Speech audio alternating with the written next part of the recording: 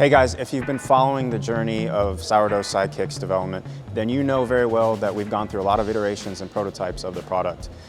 You've probably witnessed a lot of design changes, a lot of testing that we've done.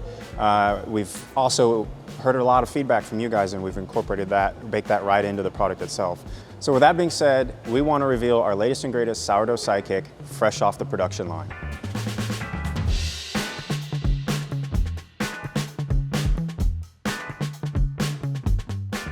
So when I say fresh off the production line, what does that exactly mean? Well, the unit next to me here is the first build off of the tooling that is used to make the product. There's still a long way to go before we reach mass production of the Sourdough Sidekick, but we're working with our manufacturing partner to ramp up their production line.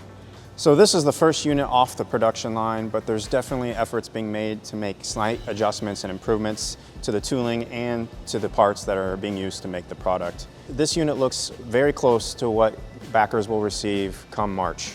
Let me walk through some of the improvements that we've made since we last showcased the Sourdough Sidekick. One of the things you'll notice right away is the screen. So we've definitely color matched the screen better. We've improved the brightness and the clarity. A lot of you commented that you didn't like the black screen that we were showing before because all the unlit segments were visible. We've definitely improved that and taken into account your feedback. Other things that you might notice is the color. So we've nailed down the colors. They're matching what we intended. In production, the actual glossiness of the unit or the shininess of the unit will be matte. So what you see here is a bit more shinier than what you might expect to see later on.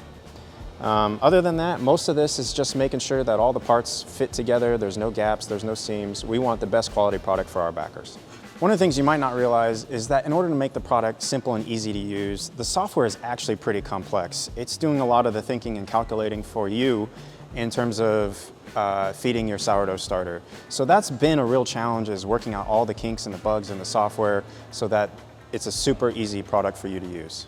So we're now at the point where we have a sort of final version of the product that we need to get feedback on. So we're going to have a few of these units go out to field testers, and they're going to use the product, tell us what they think in terms of how it's easy to use, how it looks, how it functions. That's the feedback that we're kind of looking for right now.